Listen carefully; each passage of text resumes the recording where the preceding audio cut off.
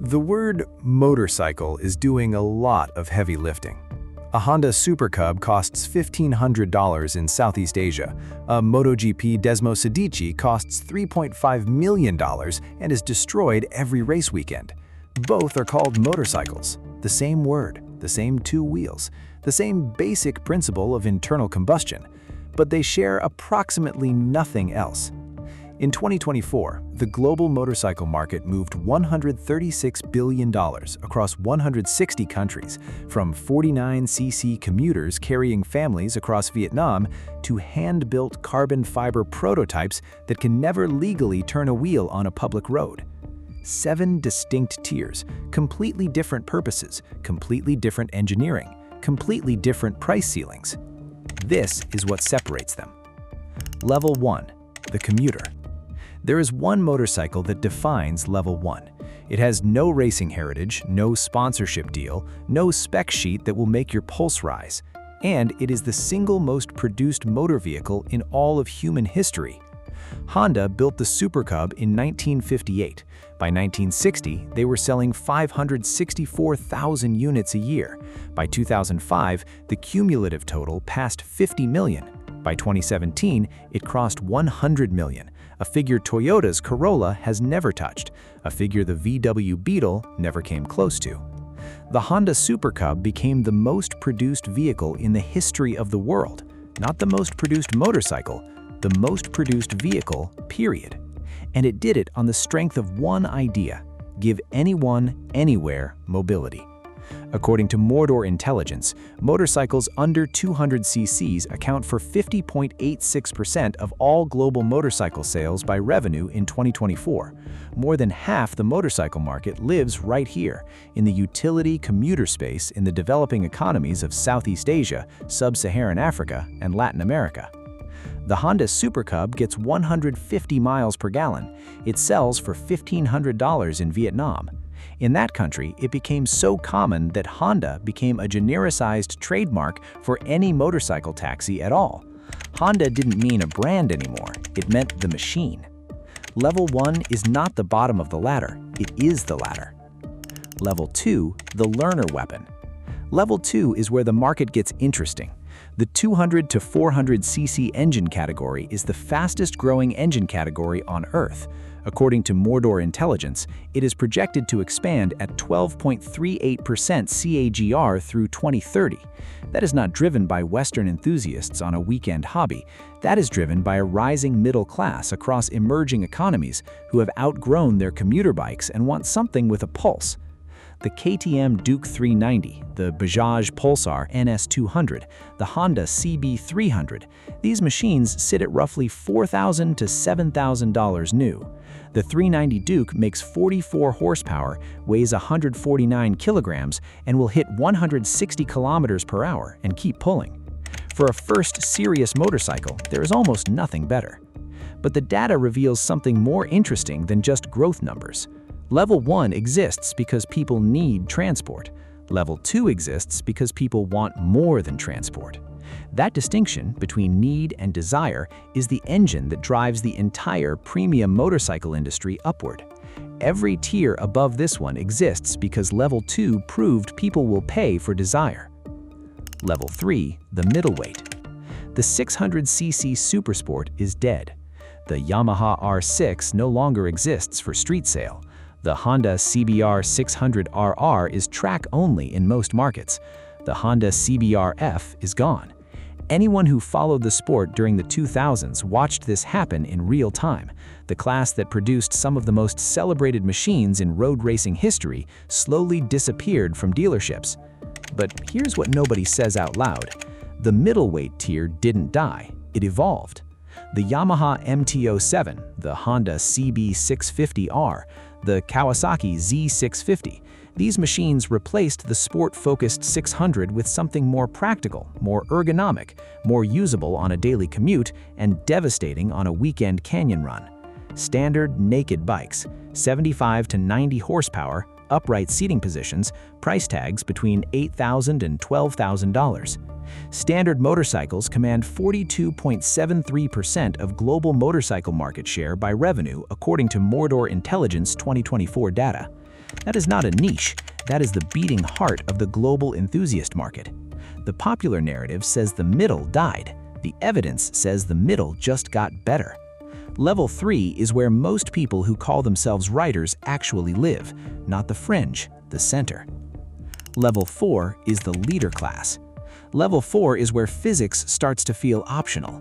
The BMW S1000 RR, the Yamaha R1, the Ducati V4 R, the Kawasaki Ninja ZX-10R. These machines produce between 190 and 215 horsepower from engines displacing roughly 1 liter.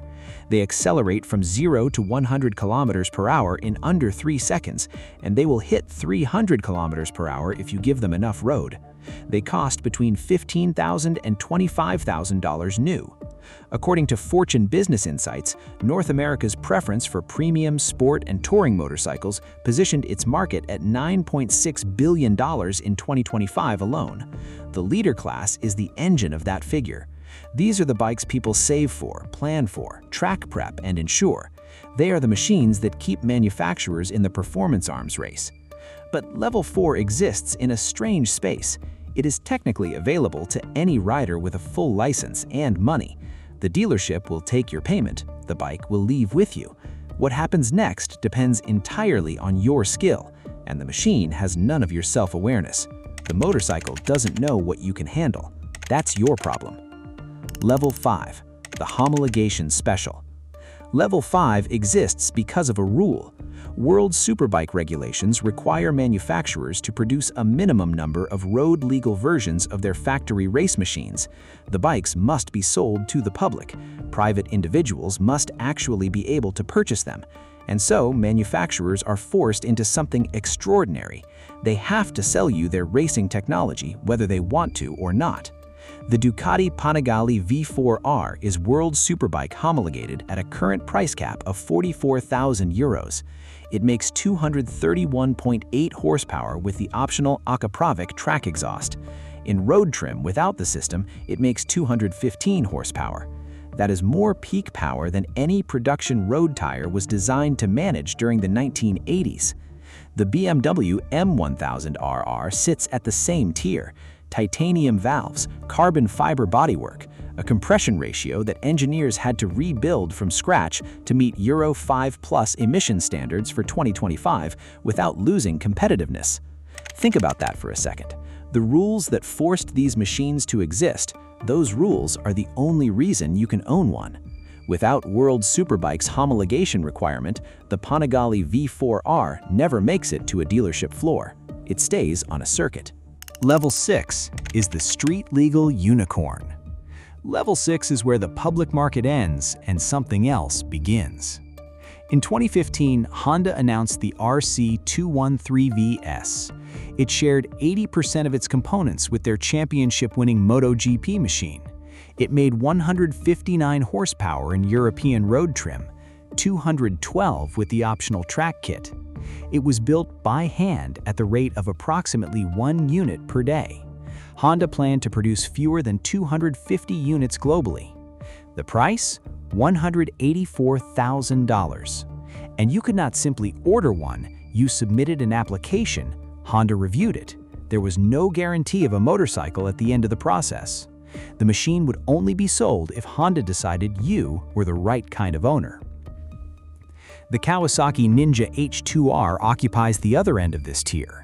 Track-only, supercharged, 310 horsepower, not street legal anywhere on Earth, priced at approximately $55,000 new. You can own it, you cannot legally ride it anywhere except a closed circuit. This is the tier where the definition of available to the public becomes a philosophical exercise. Yes, technically a private individual can acquire these machines, but the process, the price, and the legal limitations make them objects of collection more than objects of transport. Level 6 is the final rung of the ladder that ordinary money, even extraordinary money, can theoretically reach. Level 7 doesn't exist for you. A factory specification MotoGP motorcycle costs between $2 million and $3.5 million to build, according to 2025 industry estimates compiled by SportSurge. Ducati Corse reportedly allocated 42 million euros in 2025 to prototype development alone. Wind tunnel time, computational fluid dynamics simulation, dyno testing, and the design of the Desmosedici GP26. That is not the cost of the motorcycle. That is the research cost before the motorcycle exists. These machines produce over 270 horsepower from a 1000cc engine. They reach speeds exceeding 360 kilometers per hour. They cannot be registered anywhere in the world. They are not for sale. They are rebuilt after retirement or destroyed because the technology inside them is too proprietary, too valuable, and too revealing to let leave the team's control. Ducati Corse technical director Gigi Dall'Igna put it plainly in a 2025 interview. Our Desmosedici GP26 isn't built to be sold. Factory teams spend between $40 million and $80 million annually to field 2 of these machines at each round of competition. The gap between level 6 and level 7 is not measured in price, it is measured in access. Every level in this system has a path, however expensive, however limited, that a private individual can walk. Level 7 has no path. It is a prototype without a production run, a racing machine without a road, a machine that exists for 90 minutes of competition every 2 weeks, then gets taken apart. The Honda Super Cub was built for everyone. The MotoGP prototype was built for no one outside a racing organization. One of them changed the world, the other one changes laps. Somewhere between the $1,500 Commuter and the $3.5 million prototype, every rider you have ever met exists. Every aspiration this industry has ever produced lives in that space. 7 levels, 1 word. If this changed how you think about the machines you pass on the highway, subscribe to the channel. We dig into the engineering, the economics, and the history that powers this industry every single week.